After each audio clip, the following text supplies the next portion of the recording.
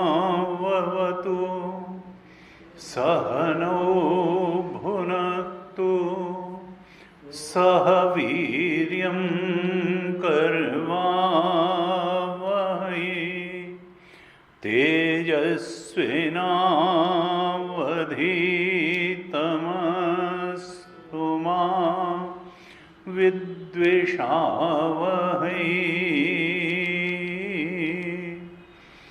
ओम शांति शांति शांति।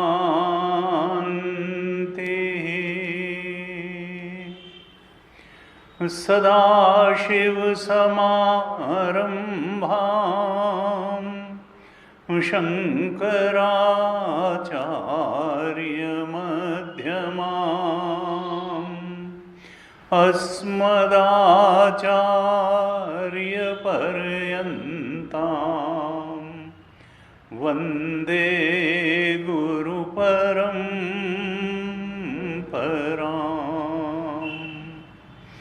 अज्ञानतिमिरान्धस्य ज्ञानाञ्जनशलाकया चक्षुरुन्मीलितं येन तस्मै श्री गुरवे नमः। तस्मै श्री गुरवे नमः। सच्चिदानन्दरूपाय विश्वोत्पत्त्यादिहेतवे तापत्रयविनाशाय श्रीकृष्णाय वयं नुमः। यं प्रव्रजन्तमनुपेतमपेतकृत्यं द्वैपायनो विरहकातराजुहाव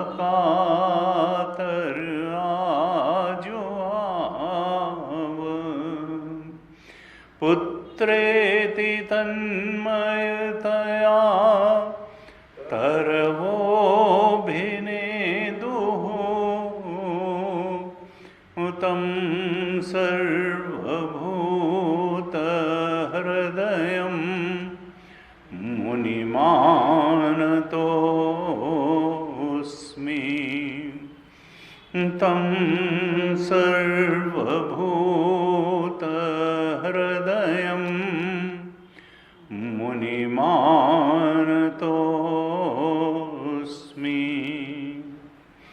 नारायणं नमस्कृत्य नरं चैव नरोत्तमं देवीं सरस्वतीं व्यासं ततो जयमुदीरयेत्।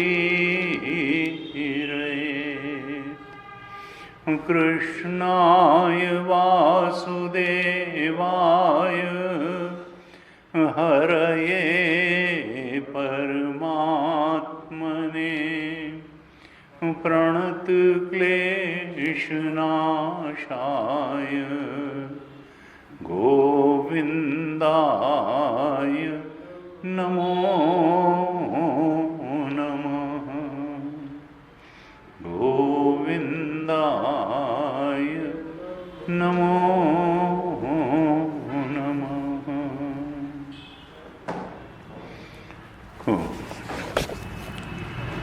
श्रीमद्भागवत महापुराण के तृतीय स्कंद पर हम लोग चर्चा कर रहे थे।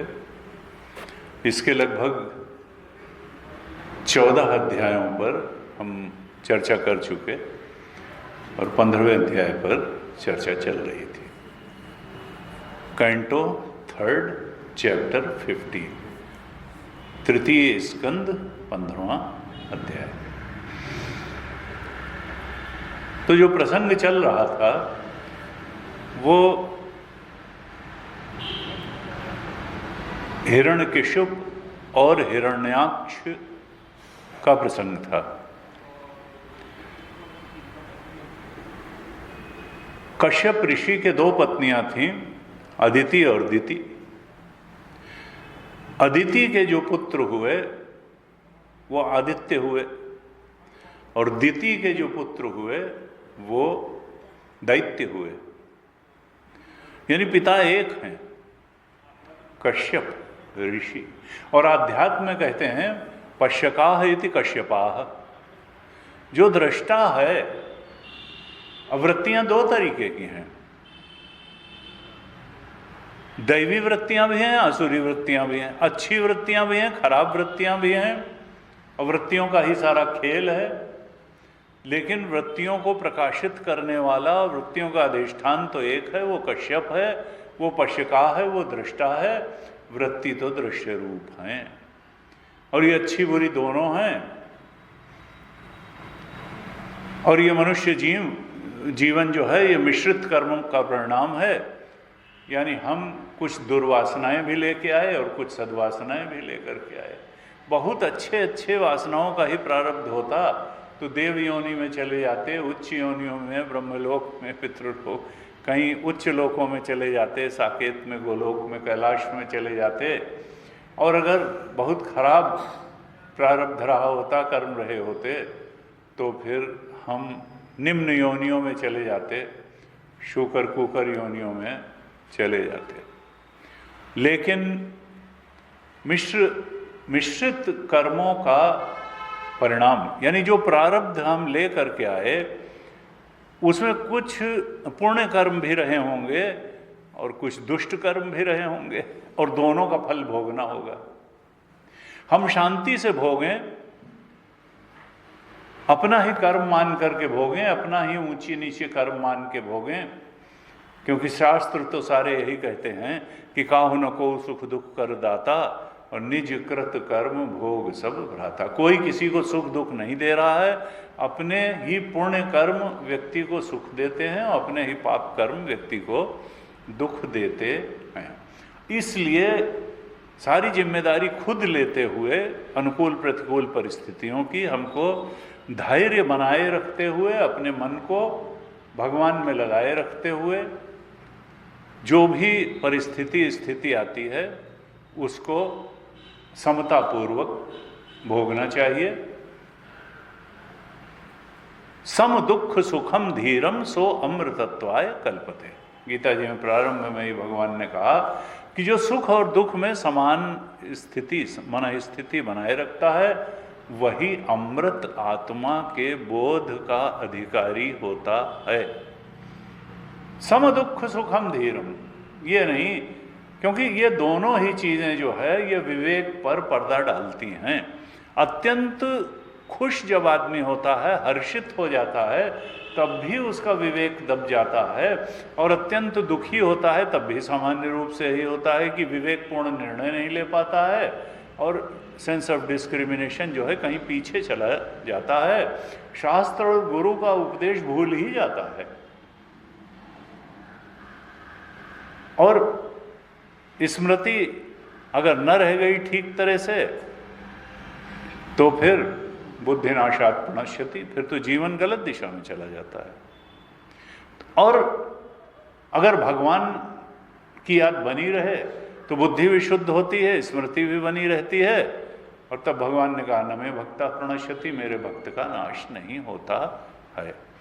तो बुद्धि को, सेंस ऑफ डिस्क्रिमिनेशन को, स्मृति को जागृत रखने के लिए, सत्य असत्य का, अच्छे बुरे का विवेक हर परिस्थिति में बनाए रखने के लिए भगवत स्मरण, भगवत भक्ति बहुत आवश्यक है। बह न जाए, क्योंकि अनुकूल परिस्थिति भी चली जाएगी और प्रतिकूल भी चली जाएगी। हम चाहें भी तो पकड़ के नहीं रख सकते हैं। इस संसार का नियम है कि यहाँ सब कुछ बीत जाता है, अनुकूल भी बीत जाता है, प्रतिकूल भी बीत जाता है। तो थोड़ा सा धैर्य रखो, अनुकूल भी बीत जाएगा, प्रतिकूल भी। बस जो नहीं बीतता है वो तुम्हारा चेतन वैसा ही रहेगा, परमात्मा वैसे ही रहेंगे, परमात्मा का सहारा वैसा ही रहेगा। पिछले जन्मों में भी था, अनेक जन्मों में था, इस जन्म में भी है, बचपन में भी था, जवानी बुढ़ापे सब में है, और ये शरीर छूटने के बाद भी भगवान का सहारा रहेगा। तुम्हारी आत्मा कहीं जाने वाली नहीं है, ये आत्मा परमात्मा है।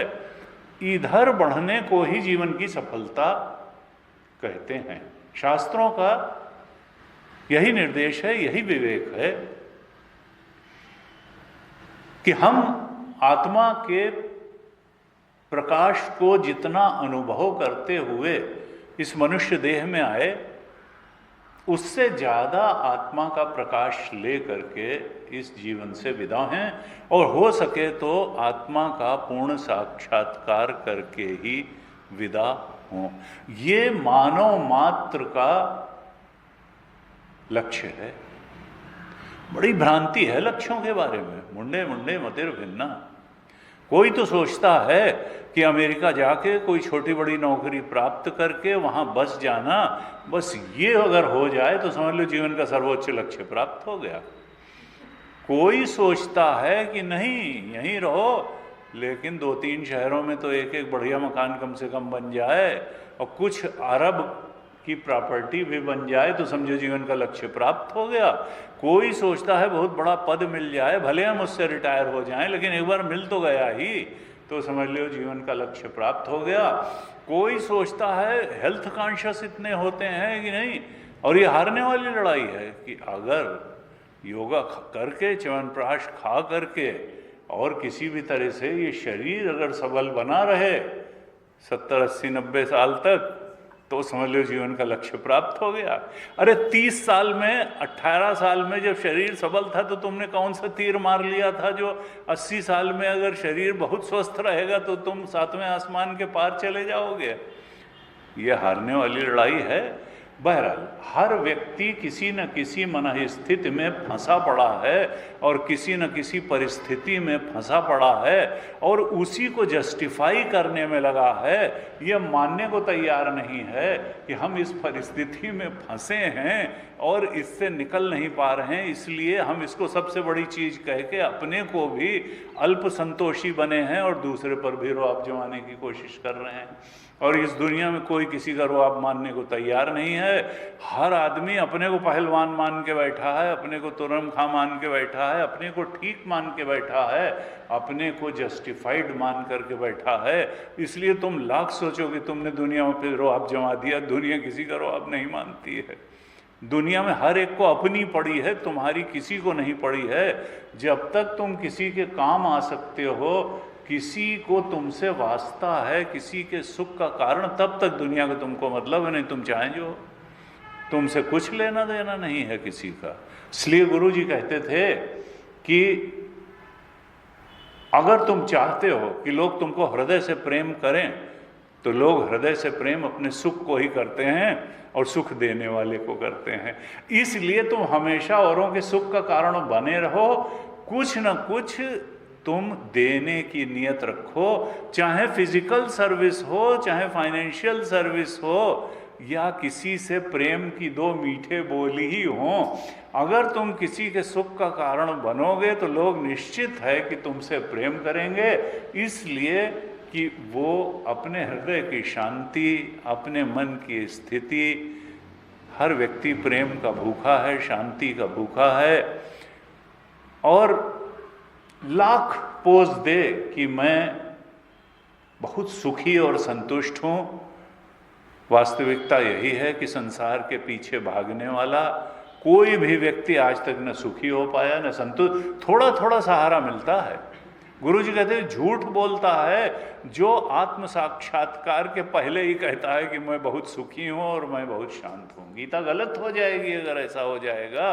भगवान ने कहा अनित्यम असुखम लोकम इमं प्राप्य भजस्व माम। ये अनित्यम भी है, असुखम भी है, ये दुखालयम भी है और अशाश्वतम भी है। इसलिए अल्प संतोषी बन करके और जो कुछ मिला है उसी में संतुष्ट हो जाना ठीक नहीं है। जीवन का, मनुष्य मात्र का एकमात्र लक्ष्य चरम और परम लक्ष्य है आत्मा की तरफ, आत्म शांति की तरफ, आत्म सुख की तरफ, आत्म चैतन्य की तरफ, आत्म सत्य की तरफ बढ़ते चले जाना, बढ़ते चले जाना, बढ़ते चले जाना। और उसके लिए जो जो उपाय हैं वो करते चले जाना, करते चले जाना, करते चले जाना। और उपाय हैं क्या? बड़े स्पष्ट रूप से उपनिषद, गीता, भागवत, रामचरितमानस सब कहते हैं कि उपाय मुख्य रूप से 3 ही हैं। वैराग्य है, भक्ति है और ज्ञान है। वैराग्य हो, अगर हमको संसार में ही सब कुछ दिखाई पड़ रहा है, इसका मतलब अभी हमने संसार के बारे में भी ठीक से नहीं सोचा, अभी हमने भगवान के बारे में भी ठीक से नहीं सोचा, और अभी हमने अपने बारे में भी ठीक से नहीं सोचा। लक्ष्य अंदर है, लक्ष्य बाहर नहीं है। बाहर साधन है, बाहर साध्य नहीं है। साध्य तो आत्मबोध ही है। संसार को साधन के रूप में इस्तेमाल करें, शरीर को साधन के रूप में इस्तेमाल करें, बुद्धि और विवेक को भी साधन के रूप में इस्तेमाल करें, तो ये बहुत बड़े सहायक हैं परम शांति, परम सुख और मुक्ति और आत्मबोध तक पहुंचाने के लिए।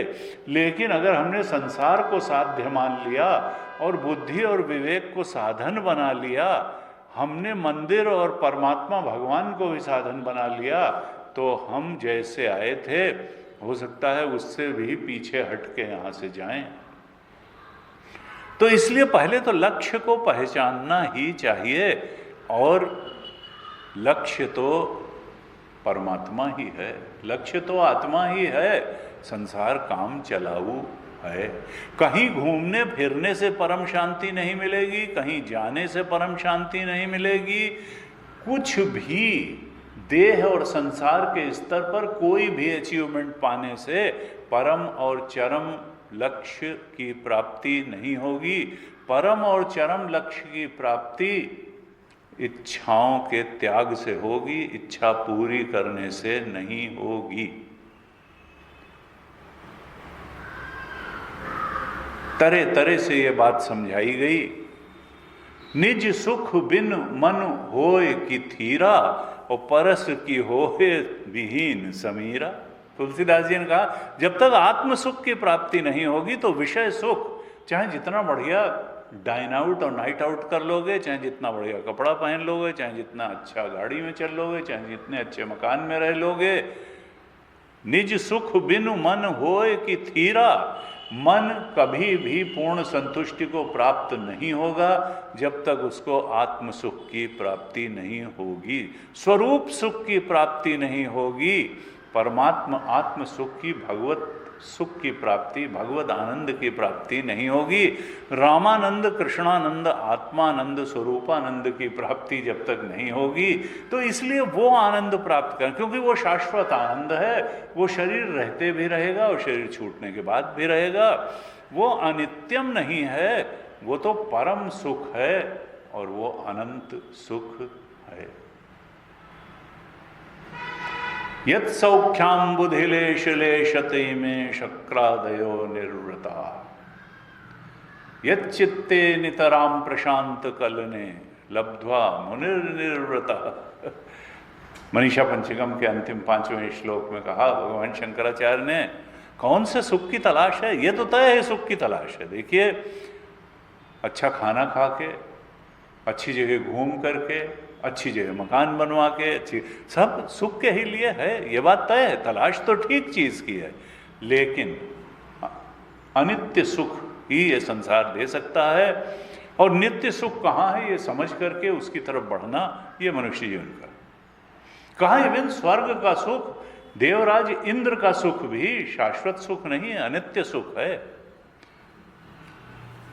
कहा यत् सौख्याम्बुधिलेश लेशति में लब्ध्वा शक्रादयो निर्वृता। शक्र यानी इंद्र, इंद्र और सारे देवता जिस आत्म सुख की कुछ बूंदों से तृप्त हो जाते हैं, निर्वृता, संतुष्ट हो जाते हैं, यहां बहुत मिल गया, और मनुष्य तो हो ही जाता है। ये सब सुख के छींटे हैं। थोड़ा सा गहरी नींद आ गई, सो के उठे, बहुत आनंद आ गया, नहा धो के फ्रेश हो लिए, बहुत अच्छा।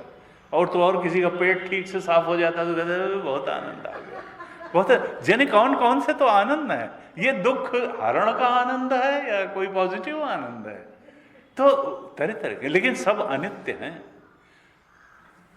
कहा यत् सौख्याम्बुधिलेश लेशति में लब्ध्वा मुनिर्निर्वृता यत् चित्तेन। इससे ऊपर का आनंद क्या है? कहा ध्यान का आनंद। कोई मुनि जब वृत्तियों को शांत करके ध्यान की गहराइयों में चला जाता है तो उसको थोड़े, लेकिन अज्ञान का नाश नहीं हुआ है वहां।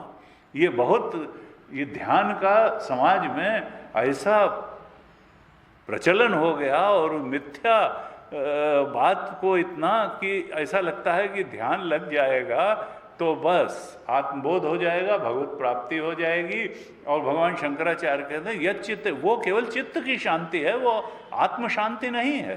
वृत्तियां शांत हो गई, अभी अज्ञान का नाश नहीं हुआ। जब उठोगे तो फिर कहोगे वही वासनाएं घेर लेंगी, वही इच्छाएं घेर लेंगी। ये तो चिंतन से अविचार कृतो बंधा विचारेण निवर्तते। ये भी एक तरीके की सूक्ष्म कर्म है। देखो करना जो भी है, ध्यान करना, भगवान शंकराचार्य ने कहा कि वस्तु सिद्धि विचारेण, आत्म वस्तु की सिद्धि विचार से ही होती है। न क्वचित कर्म कोट भी, करोड़ों कर्म करने से भी, चाहे जितना पुण्य अर्जन करोगे, ध्यान करोगे, कोई भी क्रिया करने से कभी आत्मबोध नहीं होगा, वो विचार से ही होगा। क्योंकि अज्ञान ही बैरियर है, अविद्या ही बैरियर है, वासनाएं ही बैरियर हैं। जब तक तुम सोच करके चिंतन द्वारा ये बात अच्छे से नहीं समझ लोगे कि इच्छाएं तुमको, इच्छाओं की पूर्ति तुमको नित्य सुख देने में समर्थ नहीं है, बल्कि इच्छाओं का त्याग ही नित्य सुख देने में समर्थ है। इच्छाएं और वासनाएं और अविद्या, कारण शरीर, यही तो बाधा है तुम्हारे और तुम्हारी आत्मा के बीच में, आत्म सुख के बीच में। और ये बाधा सत्संग से मिटेगी, गुरु संग से मिटेगी, संत संग से मिटेगी, स्वाध्याय से मिटेगी, अनवरत चिंतन से मिटेगी, और चिंतन से प्राप्त दृष्टि को हमेशा बनाए रखने से मिटेगी।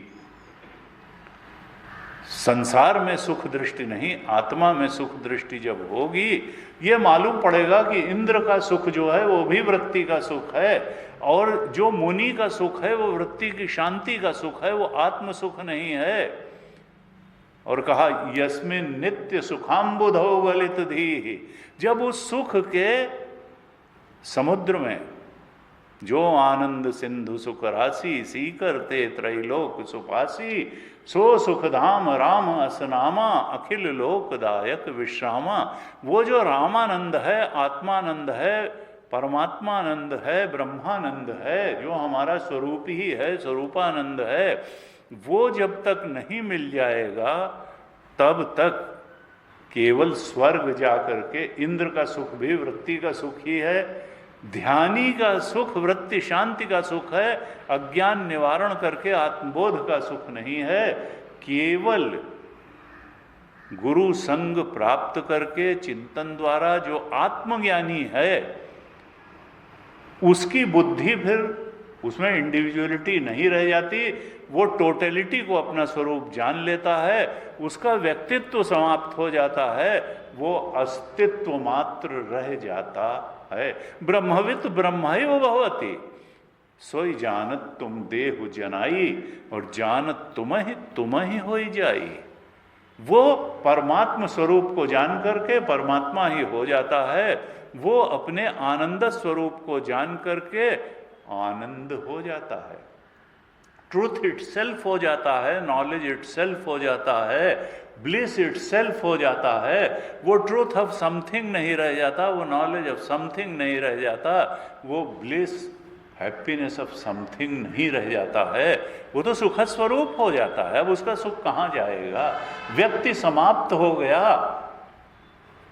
और अस्तित्व प्रकट हो गया। व्यक्ति बूंद समानी समुद्र में, सो कत हेरी जाए। बूंद समुद्र में समा गई, अब उसका अलग से कोई अस्तित्व नहीं रहा।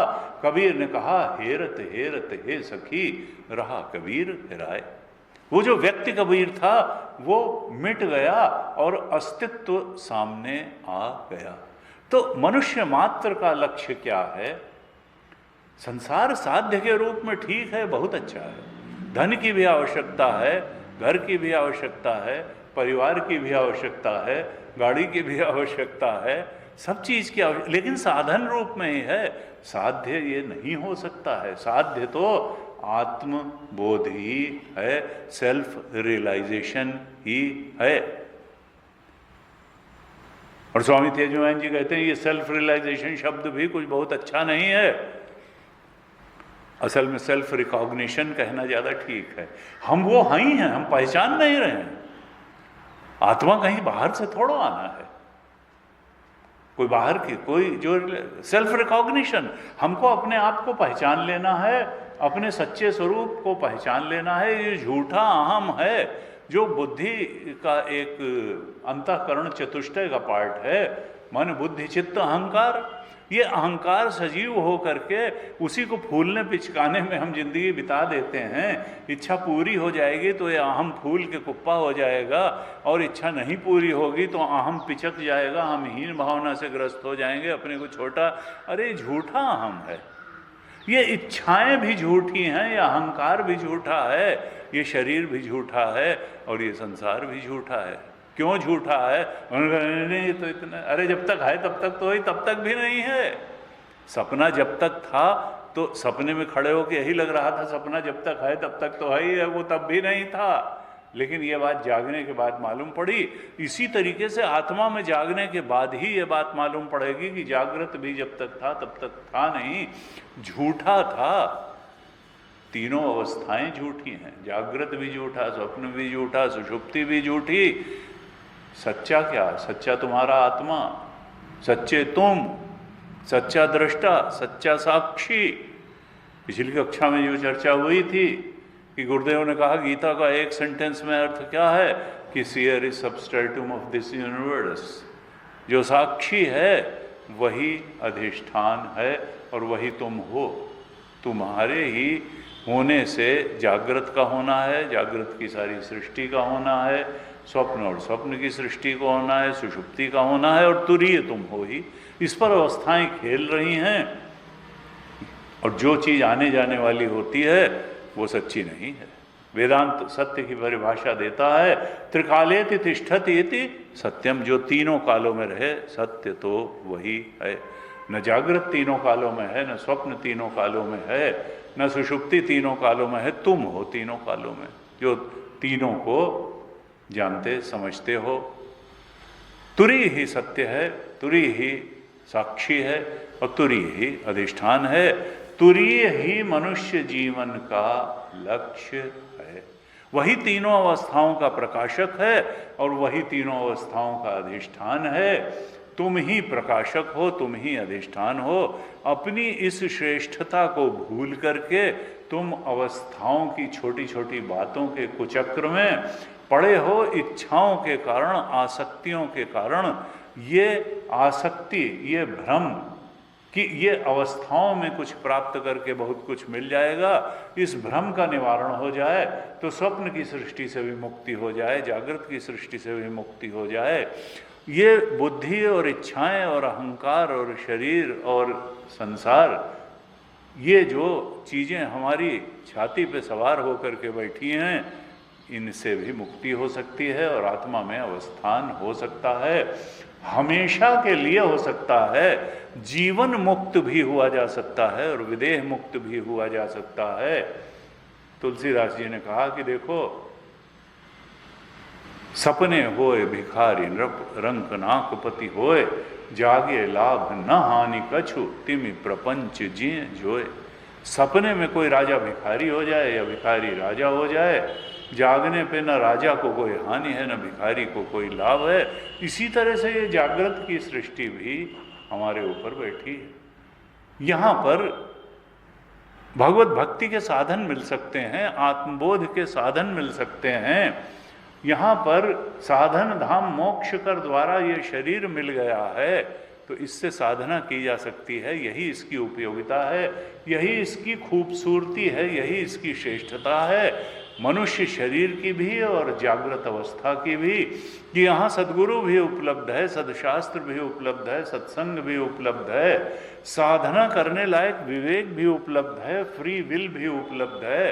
अगर हम इसका ठीक तरह से उपयोग करते चले जाएं तो फिर हम उस चरम और परम लक्ष्य जो हमारा स्वरूप है वहाँ तक पहुँच सकते हैं। ये भागवत जी में जो प्रसंग चल रहा है ये भी अभी इसी ओर आने वाला है। बड़ा ही सुंदर प्रसंग है ये। हिरण्यकशिप और हिरण्याक्ष का जो प्रसंग है, इसके बाद फिर कपिल भगवान का ज्ञानावतार जो होगा उसमें यही सब बातें बताई जाएंगी जो अभी मैंने थोड़ा सा नटशेल में सूक्ष्म में आपको बताई। बड़ी विस्तार से, बड़े अच्छे ढंग से, लगभग 10-12 अध्यायों में ये बातें बताई गई हैं। हम क्रमशः अगली 2-3 कक्षाओं में इन बातों पर और चर्चा करेंगे। तो पिछली कक्षा में तो हम जय विजय के दैत्य के रूप में इस धरती पर आने का प्रसंग, उस पर चर्चा कर रहे थे कि दिति के गर्भ में ये दोनों आए, जुड़वा पुत्र आए उसके गर्भ में। क्यों आए? क्योंकि सनकादि ऋषि बैकुंठ में गए भगवान से मिलने के लिए, और जय विजय जो उनके पार्षद थे उन्होंने उनको भगवान के पास जाने से रोक दिया। और इस पर सनकादि ऋषियों ने कहा, तुम भगवान के पार्षद हो, तुम्हारा काम तो ये है कि भक्तों को भगवान के पास ले जाओ, उनको सुविधा प्रदान करो कि भक्त अपने भगवान से मिल सकें, और तुम भक्तों को भगवान से मिलने से रोकते हो। ये तो आसुरी वृत्ति है, ये तो दैत्यों का सा वृत्ति तुम्हारी है, और शरीर तुमने पार्षद का ले रखा है। जैसी वृत्ति है वैसा ही शरीर होना चाहिए व्यक्ति के पास। तुम पार्षद होने लायक नहीं हो, चूंकि तुम्हारी आसुरी वृत्ति है, इसलिए हम तुमको शाप देते हैं कि तुम आसुरी योनि में जा करके जन्म लो, असुर बन करके जाओ पृथ्वी पर, और जैसा तुम्हारी वृत्ति है, जैसे तुम्हारे कर्म हैं, वैसी ही देह धारण करके तुम अपने पाप को भोगो। जब इस प्रकार से शाप दे दिया सनकादि ऋषि ने, तब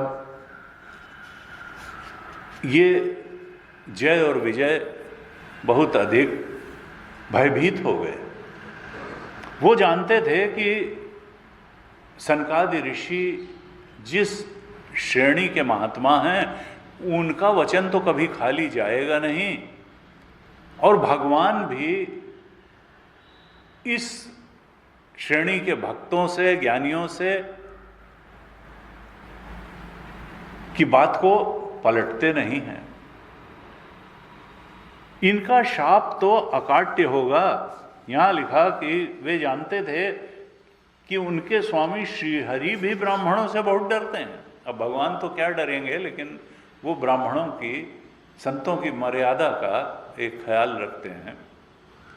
इसलिए वो इतना भयभीत हो गए कि सनकादि ऋषि के चरणों में लौट गए और कहा, भगवान निश्चित रूप से हमसे जो पाप कर्म हुआ है वो आपके द्वारा दिए हुए शाप से धुल जाएगा, लेकिन आप ऐसी कृपा कीजिए कि अगर हम निम्न योनियों में भी जाएं, असुर बन करके, दैत्य बन करके भी पैदा हों, तो हमको भगवान की स्मृति बनी रहे, भगवत स्मृति नष्ट न हो, हम मोह से ग्रस्त न हों।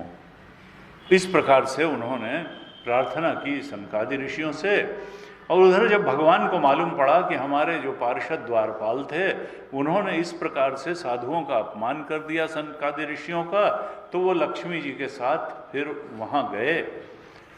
और जब सनकादि ऋषियों ने देखा कि भगवान स्वयं आ गए हैं तो उनकी स्तुति करने लगे। सनकादि ऋषि ने कहा कि भगवान आप अंतर्यामी रूप से सबके हृदय में निवास करते हैं, दुष्ट पुरुषों के हृदय में भी निवास करते हैं।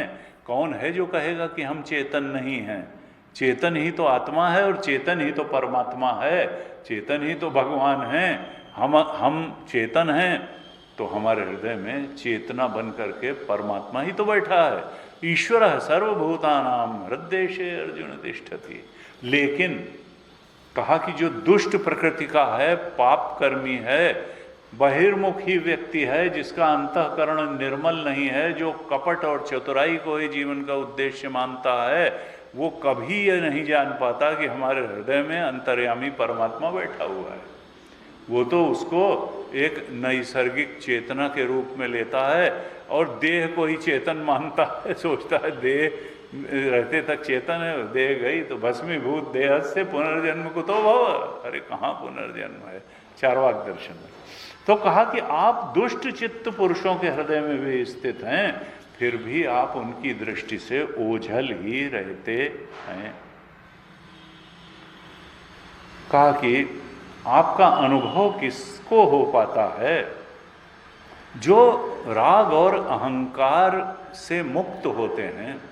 वीत राग भय क्रोध, जो गीता में कहा 4 अध्याय के 10वें श्लोक में, वही यहाँ भी 15वें अध्याय के 47वें श्लोक में वही बात कही कि भगवान आपका अनुभव वही कर पाता है, वही मुनिजन आप का अनुभव कर पाते हैं और अनुभव करके मुक्ति का अनुभव कर पाते हैं, जो राग और अहंकार से मुक्त होते हैं। निर्ममो निरहंकार सशांति में अधिगच्छति। अहंकार और ममकार से मुक्त। बात गीता में भी वही बात, यही बात सब जगह वही है। ये जो राग और अहंकार है, इसके रहते भगवत स्वरूप का ज्ञान नहीं होता है। और जब भगवान की कृपा से भक्ति माता जागृत होती हैं तो उस दृढ़ भक्ति योग के द्वारा अपने ही हृदय में अंतर्यामी रूप से बैठे हुए भगवान का, भगवत तत्व का अनुभव प्राप्त कर लिया जाता है। संतों द्वारा, महात्माओं द्वारा, भक्तों द्वारा, सद्गुरु के चरणों में रहने वाले शिष्यों द्वारा, भक्तों द्वारा। सनकादि ऋषि फिर कहते हैं कि भगवान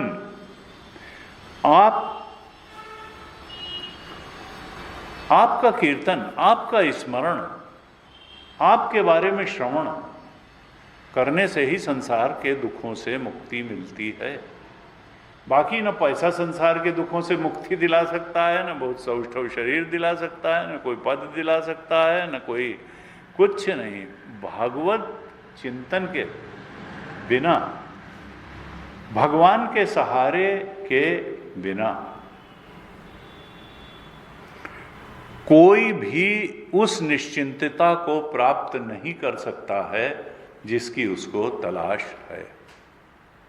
हमेशा रहेगा कि कहीं कुछ दुर्घटना न घट जाए, कहीं ये ना हो जाए। सबसे बड़ा भय तो मृत्यु भय है। भगवान के अलावा कौन मृत्यु भय में भी आपके साथ खड़ा हो सकता है? गीता जी के 6 अध्याय के 22वें श्लोक में कहा कि भगवत स्मरण से ही भगवत प्राप्ति होती है। और भगवत स्मरण में रहने वाला ये जान जाता है कि भगवत स्मरण से बढ़ करके और इस संसार में कोई लाभ प्राप्त नहीं किया जा सकता है। तू तू कहता तू भया मुझ में रही न हूं। राम राम है। नानक जी ने 13 के ऊपर गिनती ही नहीं सूखी। जब आया 13 तो उन्होंने कहा 13, अरे सब 13, अब मेरा कुछ भी नहीं। 13 तुझको अर्पण क्या लागे मेरा। तो तू करता तू भया, ये राम राम करते करते राम ही हो जाता है अपने राम स्वरूप के बोध में। कहा तम विद्या दुख संयोगो वियोगम योग संगितम। दुख से वियोग हो जाता है भगवत कृपा से, और सनिश्चयन योक्तव्यो योगो अनिर्विण्ण चेतसा। इसलिए बिना उकताए हुए चित्त से हमेशा भगवत स्मरण करते रहना चाहिए, क्योंकि अनन्यास चिंतयन्तो माम ये जना पर्युपासते तेषाम नित्याभियुक्तानाम योगक्षेमम वहाम्यम। मनुष्य योग और क्षेम के ही तो चक्कर में जीवन बिता देता है कि जो मिल गया है वो जाने ना पाए और जो नहीं मिला है वो मिल जाए। ये इतनी ही तो बात है। तो कहा कि देखो तुम चिंता मत करो, अगर तुम मेरे स्मरण में रहोगे, अनन्य चिंतन करोगे मेरा, तो तुम्हारे योग का भी वहन मैं करूंगा, तुम्हारे क्षेम का भी। जो तुम्हें आवश्यकता होगी वो मिल भी जाएगा, और जो आवश्यकता होगी उसको कोई छीनने भी नहीं पाएगा, वो जाएगा भी नहीं। योग क्षेमम वहाम्यहम्। लेकिन शर्त यह है अनन्यास चिंतयन्तो माम। अनन्यता पर बहुत जोर है पूरी गीता में, सारे शास्त्रों में। रामचरितमानस सो अनन्य जाके अस मति न टरई हनुमंत, मैं सेवक सचराचर रूप स्वामी भगवंत। सो अनन्य जाके अस मति न टरई। हनुमान जी कहते हैं अनन्य वही है जिसकी बुद्धि में सब कुछ परमात्मा, वो अधिष्ठान को देखता है, दुष्ट से दुष्ट के का भी अधिष्ठान बन करके, उसके अंदर भी चेतना बन करके परमात्मा ही। इसीलिए कहते हैं कि किसी के दुष्ट से दुष्ट व्यक्ति पर भी से भी द्वेष नहीं करना चाहिए, क्योंकि द्वेष आध्यात्मिक उन्नति के लिए जहर है, क्रोध आध्यात्मिक उन्नति के लिए जहर है। इसलिए कोई कितना भी दुष्ट हो, कोई कितना भी खराब हो, हम न उस पर क्रोध करें न उससे द्वेष करें। वो बेचारा है, वो बेचारा है, वो बेचारगी का पात्र है, क्योंकि वो भलमनसाहत का जीवन जीने के बजाय दुष्टता का जीवन जी रहा है। वो अपनी कब्र खुद खोद रहा है। हमको उससे न बदला लेने की जरूरत है, न हमको उससे कोई चिढ़ने की जरूरत है, न गुस्सा करने की जरूरत है, न द्वेष करने। उसका पाप ही उस पर भारी पड़ेगा, उसका पाप कर्म उस पर, वो स्वयं ही अपने से बदला लेने के लिए खूब उसने इंतजाम करके रखा हुआ। हमको अलग से अपनी एनर्जी वेस्ट करने की जरूरत नहीं है। हमको तो अपनी एनर्जी, ऊर्जा, अपने समय का सदुपयोग भगवत चिंतन में करना है, दुष्ट का चिंतन करने में और दुष्ट को सबक सिखाने में नहीं करना है। इवन मेंटल एनर्जी क्रोध या द्वेष के रूप में भी हमको अपने चित्त को उसके चक्कर में दुर्गंधित नहीं बनाना है, कटुता से भरा हुआ नहीं बनाना है। हमको तो निर्मलता, मित्रता, सहृदयता से भरा हुआ चित्त ही रखना है। हम ऐसा करेंगे तो भगवान प्रसन्न होंगे, और हमको बहुत तर्कपूर्ण उसमें नहीं करना है। कई बार लोग तो उसने ऐसा कर दिया भाई, तो फिर जो है भगवान नाम के भी तो ये क्यों नहीं कहते हो कि तुम्हारा ही कोई दुष्ट प्रारब्ध रहा होगा जो ऐसा व्यक्ति तुम्हारे जीवन में आया, और वो दुष्ट प्रारब्ध भगवान को पकड़ के रखो, विदा हो जाएगा, तो फिर तुम फिर अपना नॉर्मल हो जाओगे। तो तुम उसी को सारा दोष क्यों दे रहे हो? काहू न को सुख दुख कर दाता, निज कृत कर्म भोग। तुम्हारा भी हो सकता है कोई कंट्रीब्यूशन रहा हो जो ऐसे पातकी व्यक्ति से तुम्हारा पाला पड़ा, लेकिन अब फिर अगर तुमने गड़बड़ काम किया मानसिक धरातल पर या भौतिक धरातल पर, तो फिर 2-4 और आ जाएंगे। इसलिए उतने से ही छुट्टी पाओ और भगवत स्मरण में अपना रहो। शास्त्र का यही संदेश है। का भगवान आपके चरणों की शरण ले करके जो रहते हैं वो सब कुछ पा लेते हैं। आपके स्मरण का, आपके अनुग्रह का, आपकी कृपा का आनंद उनको मिलता है। भगवत स्मरण की शांति और सुख प्राप्त कर लेते हैं। इसलिए वास्तविकता तो यह है कि वो मोक्ष को भी कुछ नहीं गिनते हैं। तुलसीदास जी ने लिखा, सगुणोपासक मोक्ष न ले ही। जो सगुण उपासना करने वाले हैं वो मोक्ष को भी कुछ खास महत्व नहीं देते। उनके लिए तो धर्म न अर्थ न काम रुचि, गति न चहु निर्वाण, और जन्म जन्म रति राम पद यह वरदान नान। भरत जी ने कहा, मैं तो चाहता हूँ कि जितने भी जन्म हों उनमें मेरा मन भगवत चरणानुरागी बना रहे, भगवत स्मरण में बना रहे, यही मैं चाहता हूँ। फिर जो कुछ मिलना होगा वो भगवान की कृपा से मिल ही जाएगा। ऐसे सनकादि ऋषि ने भगवान की स्तुति की और कहा, भगवान आपने ये जो दर्शन दिया हमारे समक्ष आकर के हमारे ऊपर बड़ा अनुग्रह किया, हमें हमारी अंतरात्मा तक सुखी हो गई, हमारे नेत्रों को सुख मिल गया। और कहा दो बातें, देखिए बीच बीच में हमारे शास्त्र में कोई राजा रानी की कहानी ही नहीं है। कुछ लोग खाली वही पढ़ कर कहते हैं भागवत में तो यही सब है।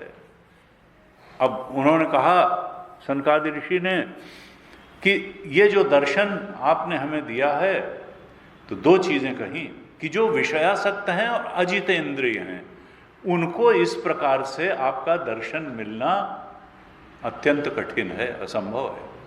यानी दो चीजें धीरे से डाल दिया व्यास भगवान ने कि हमको अगर आत्मबोध होना है, परमात्म बोध चाहिए, परम लक्ष्य की प्राप्ति चाहिए, तो एक तो विषयों से आसक्ति हटानी पड़ेगी और इंद्रियों को और मन को संयम में रखना पड़ेगा।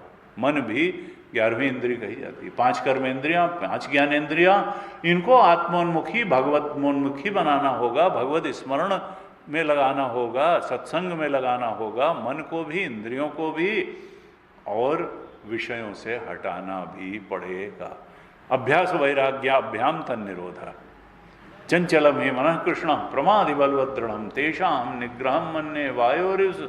भगवान कृष्ण ने कहा कि नहीं अर्जुन, ऐसा नहीं है कि ये अजितेंद्रिय ही व्यक्ति बना रहेगा और विषयासक्ति ही बना रहेगा, और न विषयासक्ति के पार जाना संभव है, न अजितेंद्रियता के पार जाना। उन्होंने कहा नहीं, असंशयम महाबाहो मनो दुर्निग्रहम चलम अभ्यासेन तु कौन्तेय वैराग्येण च गृह्यते।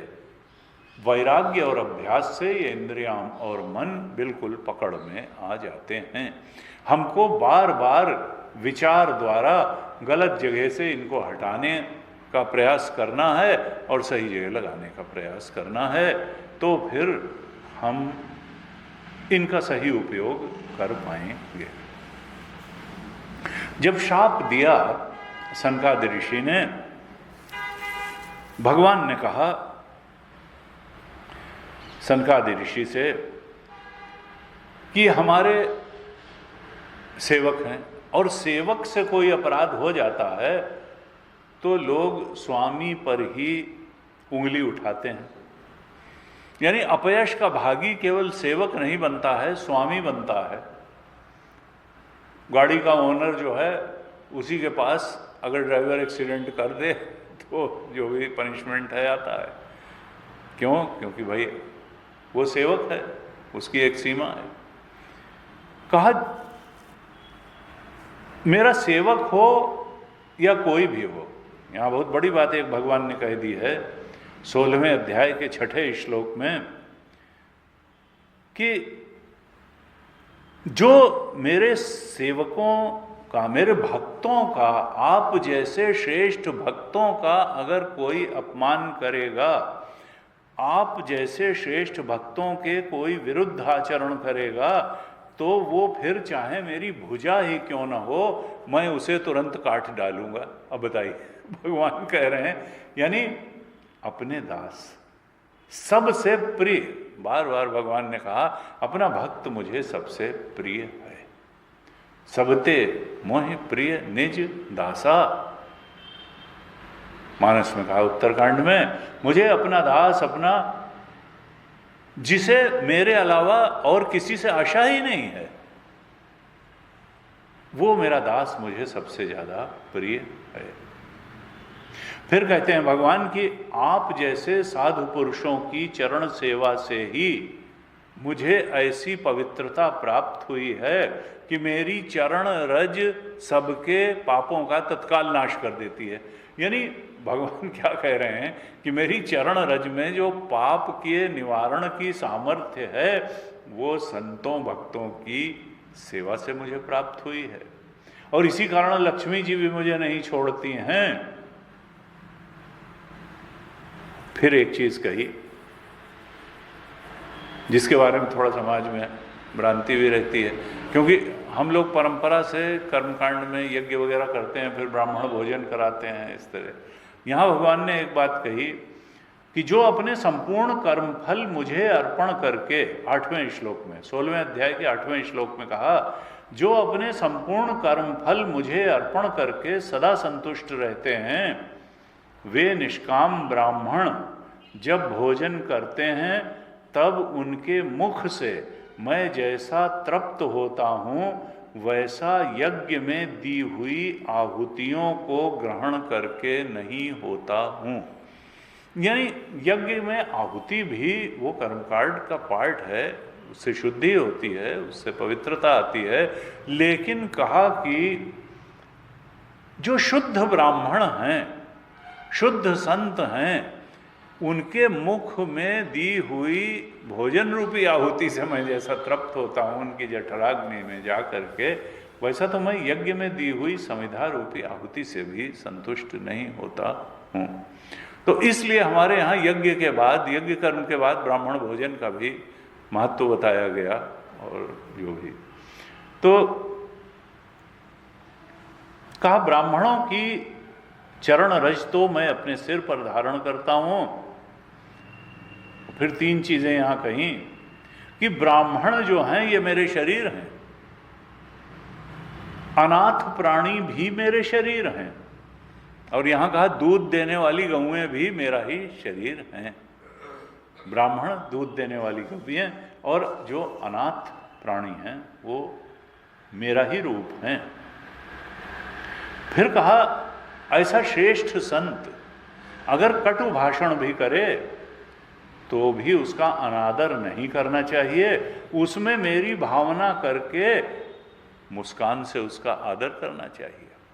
तुलसीदास जी ने लगता है यहीं से ट्रांसलेट किया कि सापत ताड़त परुष कहंता विप्र पूज्य अस गांव ही संता। कबंध के प्रकरण में, उत्तरकांड अरण्य कांड में जो कबंध जो है उसकी कथा आती है, तो वहाँ पे राम जी ने उसको मुक्ति दी। राम लक्ष्मण ने, कबंध गंधर्व था, उसको शाप दे दिया था दुर्वासा ने। तो ब्राह्मण के प्रति दुर्वासा श्रेष्ठ संत थे, उनके प्रति उसके मन में शायद क्षोभ रहा होगा, उसको मिटाने के लिए राम जी ने कहा शापत ताड़त परुष कहंता विप्र पूज्य स गाँव ही संता। कि दुर्वासा ने अगर शाप दिया तो तुम्हारे किसी पाप कर्म के भोग करके उससे निवृत्ति करने के लिए दिया है, कोई तुमसे दुश्मनी मान के बदला लेने के लिए नहीं दिया है। क्योंकि संत का शाप भी वरदान ही होता है, किसी पाप कर्म से मुक्ति दिलाने के लिए वो साधन बनता है संत का दिया हुआ शाप। कहा जो उसका आदर करते हैं ऐसे ब्राह्मण का वो मुझे अपने वश में कर लेते हैं। फिर कहते हैं सनकादि ऋषि से कि हे संतों, साधु पुरुषों, आप ये हमारे सेवक हैं, इन पर इतनी कृपा करिए कि ये जल्दी ही आपके शाप द्वारा जो दिया गया वैकुंठ से निर्वासन है उसको भोग करके जल्दी ही ये मेरे पास लौट आएं, ऐसी इन पर कृपा कर दीजिए। अब सनकादि ऋषि कहते हैं भगवान, आप तो लोक शिक्षण के लिए ऐसा कह रहे हैं कि ब्राह्मण आपके आराध्य देव हैं, असल में तो आप ही सबके आत्मा हैं, आप ही सबके आराध्य हैं। आपसे, आप ही तो धर्म के भी अधिष्ठान हैं, सनातन धर्म की उत्पत्ति भी आपसे हुई है और आप ही धर्म के रक्षक हैं, आप ही संतों के आधार हैं, साधुओं के आधार हैं, धर्म के आधार हैं। आप ही अपने इस सृष्टि और धर्म की रक्षा के लिए अवतार लेकर के आ जाते हैं। आप ही तो सबकी आत्मा बन करके बैठे हैं। धर्म का गुह्यतम रहस्य भी आप ही हैं। आपकी ही कृपा से जो निवृत्ति परायण योगी जन हैं, संत हैं, साधु हैं, वो इस मृत्यु रूप संसार सागर के पार चले जाते हैं। जब आपका ऐसा स्वरूप है, आपका ऐसा प्रभाव है, आप ही सब कुछ हैं, तो फिर आप पर भला दूसरा कोई क्या कृपा करेगा? आप ही सब पर कृपा कर रहे हैं। और भगवान आप तो अपने भक्तों से विशेष प्रेम रखते हैं। फिर कहते हैं भगवान आप अपनी वरदायिनी शक्ति से हमारे रजोगुण और तमोगुण को दूर कर दीजिए और हमारे अंतःकरण को शुद्ध सत्व में बना दीजिए। देखिए सनकादि ऋषि जैसे श्रेष्ठ संत भी भगवान से ऐसा वरदान मांग रहे हैं। और फिर कहते हैं भगवान आप द्वारपालों को जैसा उचित समझें वैसा दंड दें, या तो हमने ही अगर कोई अपराध किया हो आपके अनुचरों को शाप दे करके तो हमें ही दंडित करें, हमको सब सहर्ष स्वीकार है। भगवान ने कहा संतों आपने जो इन्हें शाप दिया है वो असल में मेरी प्रेरणा से ही ये शाप हुआ है। ये अब दैत्य योनि में जाएंगे और वहां इनके अंदर क्रोध व्याप्त होगा, क्योंकि होते हैं ना मारो मारो, असुरों में रक्षा करो की बात नहीं होती है। छिंदी भिंदी, छीनो मारो, चौपट करो, नष्ट करो, उपद्रव करो, यही वृत्ति जो है आसुरी वृत्ति है, दैत्य। कहा वहां पर क्रोध इनके अंदर, और क्रोधावेश, क्रोध में एकाग्रता जितनी होती है कई बार शांति में उतनी एकाग्रता नहीं होती है। क्रोधित व्यक्ति को जिस पर क्रोध आ रहा है उसके अलावा कुछ सूझता ही नहीं है। तो उन्होंने कहा क्रोधावेश में बढ़ी हुई एकाग्रता के कारण ये सुदृढ़ योग संपन्न होकर जल्दी ही मेरे पास लौट आएंगे, क्योंकि ये सब भगवान से दुश्मनी मानते थे। तो रावण दुश्मनी के कारण जितना राम चिंतन करता था उतना तो शायद हल्के हल्के भक्त भी ना करते होंगे। बस ये है कि उनको यात्रा का आनंद, भक्ति का रस नहीं मिलता है ऐसे लोगों को। दुश्मनी जब होगी तो क्रोधावेश से, कटुता से चित्त भरा रहे, लेकिन स्मरण तो परमात्मा का ही हो रहा है, इसलिए लाभ तो होगा ही। फिर कहा भगवान ने जय विजय से कि देखो तुम भय मत करो, तुम्हारा कल्याण ही होगा, इस शाप से तुम्हारा कल्याण होगा। मैं सब कुछ करने में समर्थ हूं, फिर भी मैं ब्रह्म तेज को मिटाना नहीं चाहता हूं। जैसा हनुमान जी ने कहा था सुंदरकांड में जो प्रसंग आता है, जब मेघनाथ ने ब्रह्मास्त्र चलाया तो चाहते तो न बंधते, लेकिन ब्रह्मास्त्र की लाज रखने के लिए वो बंध गए। भगवान ने कहा मैं ब्रह्म तेज को मिटाना नहीं चाहता हूं। और वास्तविकता तो यह है कि ये शाप तुमको पहले ही मिल चुका था कि एक बार जब मैं योग निद्रा में था तो लक्ष्मी जी मुझसे मिलने आई थी, और तब तुम लोगों ने लक्ष्मी जी को नहीं मिलने दिया था कि भगवान सो रहे हैं अभी मत जाइए। तब लक्ष्मी जी ने उसी समय तुमको ये शाप दे दिया था, लेकिन तब मैंने कहा कि भाई इस समय नहीं तो लोग कहेंगे अच्छा भगवान भी वैसे ही आचरण कर रहे हैं जैसे मनुष्य करता है, कि पत्नी के कहने से सेवक को निकाल दिया, तो इसलिए मैं उसको पी गया था। लेकिन आज मेरी प्रेरणा से संतों ने वही शाप दिया। अपराध तो तुम लक्ष्मी जी का कर चुके थे, अब ये शाप सनकादि ऋषि ने किया है। लेकिन तुम ये जो संतों का अपमान करने रूप जो पाप तुमने किया है, इससे तुम थोड़े समय ही मुक्त होकर के मेरे पास आ जाओगे। और उसके बाद क्या हुआ, भगवान चले गए और सनकादि ऋषि भी चले गए, और तब तुरंत ही ये वैकुंठ लोक से पतन हुआ इनका, और ये आकर के अदिति के गर्भ में प्रवेश कर लिया। इन जय विजय ने अदिति के गर्भ में प्रवेश कर लिया। कहा अदिति ने उसको ये था कि दैत्य आएंगे तो यानी क्या होगा, मर जाएंगे, भगवान मारेंगे, उपद्रव होगा। तो उसने अपने योग बल से 100 वर्ष तक उनको गर्भ में ही रखे रहे। तो दिति ने जब पूरे 100 वर्ष बीत गए, उसके बाद 2 जुड़वां पुत्रों को जन्म दिया और उनके जन्म लेते ही अनेक उत्पात होने लगे। ये दोनों दैत्य पैदा होते ही इतनी तेजी से बढ़े कि पर्वत के समान हो गए। और फिर कश्यप जी ने उनका नामकरण किया। कहा जो दिति के गर्भ में पहले स्थापित हुआ था उसका नाम हिरण्यकशिप रखा, और जो उनके उदर से पहले निकला उसका नाम हिरण्याक्ष रखा। तो हिरण्यकशिप, और तो बड़ा भाई कौन था? हिरण्यकशिप, और छोटा था हिरण्याक्ष। और इससे आजकल के वैज्ञानिक युग के हिसाब से ये भी कहा जाएगा कि ये आइडेंटिकल ट्विंस नहीं थे, ये फ्रेटर्नल ट्विंस थे। तो कहा एक दिन क्या हुआ कि जो हिरण्याक्ष था, उत्पाती तो दोनों थे ही, यहाँ हिरण्याक्ष की कथा है इस तृतीय स्कंध में, हिरण्यकशिप की कथा बाद में आएगी, हिरण्याक्ष की कथा है। तो हिरण्याक्ष ने क्या किया कि दुष्ट प्रवृत्ति का था और लड़ने झगड़ने में उसको लगता था कि भाई पिद्दी टाइप के आदमी से लड़ने में तो कोई लड़ने का मजा भी तो नहीं आता है।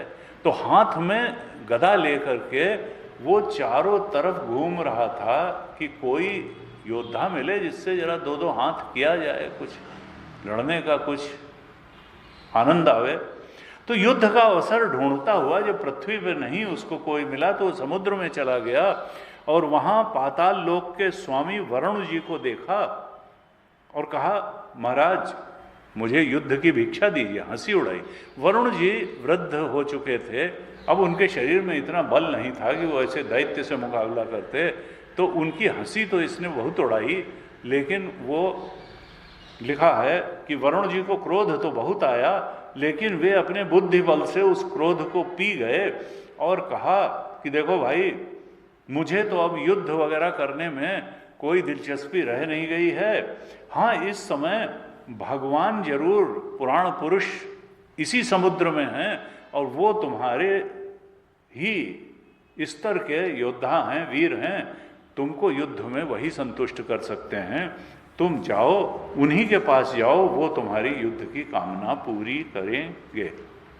मैत्रेय जी फिर कहते हैं विदुर जी से कि विदुर जी, वो बल के अहंकार में मदमत्त हुआ दैत्य नारद जी से उसने पूछा कि भाई श्रीहरि हैं कहाँ, और नारद जी से पता पूछता हुआ वो रसातल में पहुंच गया और उस समय उसने देखा कि वाराह भगवान अपनी दाढ़ों की नोक पर पृथ्वी को रख करके पृथ्वी को ऊपर ले जा रहे हैं। हिरण्याक्ष ने उनको ललकारा और बहुत सारे अपशब्द कहे और उन्होंने कोई ध्यान नहीं दिया। क्यों? क्योंकि उनका कार्य था कि पृथ्वी का रसातल से उद्धार करके उसको समुद्र तल के ऊपर रखना, जिससे कि सृष्टि वहाँ हो सके। वो उनको तरह तरह से वचन वाक्यों से बीधता रहा, लेकिन भगवान ने उपेक्षा करी और ला करके दांतों के नोक पे स्थित पृथ्वी को ला करके जब सतह पर रख दिया, जल के ऊपर एक स्थान में नियत कर दिया और उसमें अपनी आधार शक्ति का संचार भी, यानी गुरुत्वाकर्षण शक्ति भी उसमें भगवान की ही डाली हुई है। तो मैत्रेय जी कहते हैं विदुर जी, उसके बाद भगवान ने कहा हाँ भाई, अब बताओ क्या कह रहे थे, युद्ध चाहते हो, आओ। और फिर भगवान और हिरण्याक्ष दोनों कभी गदा युद्ध, कभी मल्ल युद्ध, कभी मुष्टिका प्रहार, इस तरह से अनेक अनेक प्रकार से क्रुद्ध होकर के एक दूसरे को जीतने के लिए युद्ध करने लगे और बहुत समय तक युद्ध चला। एक बार तो उसने ऐसा प्रहार किया कि भगवान की गदा छूट के दूर गिर गई। अब इसमें है कि तो लीला ही है भगवान की, नहीं तो भ्रगुत विलास सृष्टि लय होई, तो एक दैत्य को मारने के लिए वो इतना थोड़ा। और उसके बाद देवता लोग कांपने लगे कि कहीं ऐसा न हो कि भगवान हार जाएं। तब उन्होंने कहा, देवता लोगों ने कहा कि प्रभु आपकी जय हो, अब इसको बहुत खिलवाड़ न करिए इसके साथ, अब तो आप इसको मार ही डालिए। और जब भगवान ने देखा कि देवता लोग भयभीत हो रहे हैं, तब उन्होंने बस इतने देर तो युद्ध किया था, गदा युद्ध, ये मल्ल युद्ध, मुष्टिका प्रहार, और उसके बाद उन्होंने उसके कान के नीचे एक चांटा लगाया और बस वो मर गया। कहाँ एक चांटा लगाते ही मर गया, कहाँ तो गदा युद्ध इतना चल रहा था। यहाँ लिखा है 19वें अध्याय के 25वें श्लोक में कि भगवान ने वो एक कनपटी पर उसकी तमाचा मारा और उसकी तमाचे की चोट से ही वो विशाल वृक्ष के समान पृथ्वी पर गिर पड़ा। कहते हैं कि उसने भगवान का मुख देखते देखते ही अपना शरीर त्यागा, इसलिए उसके पाप तो मिट ही गए। और चूंकि 3 जन्म का शाप था, पहले जन्म में हिरण्याक्ष बना था, ये हिरण्यकशिप हिरण्याक्ष, इसके बाद यही लोग जो है फिर रावण और कुंभकर्ण बने त्रेता युग में, और उसके बाद में द्वापर में यही लोग शिशुपाल और दंतवक्त्र बनेंगे आगे। तो सूत जी कहते हैं, शौनक जी ये फलश्रुति बताते हैं कि ये जो हिरण्याक्ष वध की कथा है, जो भगवान द्वारा श्रीहरि द्वारा हिरण्याक्ष का वध हुआ, तो इस कथा को, भगवान की लीला को जो सुनता है, जो कहता है और जो श्रद्धापूर्वक इसका अनुमोदन करता है, तुलसीदास जी का कहाँ ही सुना ही अनुमोदन कर रही, यानी रिजेक्ट नहीं करता, अनुमोदन करता है। हाँ भाई, श्रद्धा से ये बात ठीक है, भगवान की लीला है, भगवान ने दैत्य को मारा, भगवान अगर बाहर के दैत्यों को मार सकते हैं तो हमारे हृदय में बैठे काम क्रोध लोभ मोह मद मत्सर जैसे दैत्यों को भी मार सकते हैं। भगवान सर्वसमर्थ हैं। इस प्रकार से जो भगवत चरणों में शीश नवाता है कि वो बाहर भी चीज़ें ठीक कर सकते हैं, खराब बातों को ख़त्म करके अंदर भी ठीक कर सकते हैं। तो फिर कहा, जो ऐसे सुनता है, जो इसका कीर्तन करता है, अनुमोदन करता है, वो ब्रह्म हत्या जैसे घोर पाप से भी सहज में छूट जाता है। भगवत स्मरण का, भगवत शरणागति का ये प्रभाव बताया। कोटि विप्र बध लागहि जाहि, आए शरण तजहु नहीं ताहि। ब्रह्म हत्या जैसे घोर पाप से भी छूट जाता है। कहा, यह चरित्र अत्यंत पुण्य देने वाला है, परम पवित्र है, धन और यश की प्राप्ति कराने वाला है, आयु वर्धक है, कामनाओं की भी पूर्ति करने वाला है, और युद्ध में प्राण और इंद्रियों की शक्ति को बढ़ाने वाला है। कहा, जो लोग इसे सुनते हैं उन्हें भगवान का आश्रय अंत समय में अवश्य प्राप्त होता है। इस तरह से इसकी बहुत बड़ी फलश्रुति बताई। हमने तो बीच बीच से थोड़ी इसकी कहानी बताई है, आप लोग इसका विस्तार से पढ़िएगा कुछ अध्यायों में जो है। और इसके बाद में अब ब्रह्मा जी की सृष्टि का कि कितने, ये पहले भी वर्णन आ चुका है, इसका वर्णन है 20वें अध्याय में कि कितने कितने तरीके की सृष्टि ब्रह्मा जी ने रची। राक्षसों को रचा, यक्षों को रचा, देवताओं को रचा, असुरों की सृष्टि की, सर्प और नाग की सृष्टि की, भूत पिशाचों को भी रचा, पितृगणों सिद्ध विद्याधरों को, किन्नर किम पुरुष को भी रचा, मनुओं की भी सृष्टि की, ऋषिगणों की भी सृष्टि की। सब तरीके की सृष्टि ब्रह्मा जी ने की, पहले भी इसका वर्णन आया है। इस प्रकार 20वें अध्याय में इसका वर्णन आया, और इसके बाद में अब 21वें अध्याय से लेकर के और इस स्कंध के अंत तक अब ये कपिल भगवान के ज्ञानावतार की कथा आती है, कर्दम ऋषि और देवहूति की कथा आती है। बहुत ही सुंदर प्रसंग है।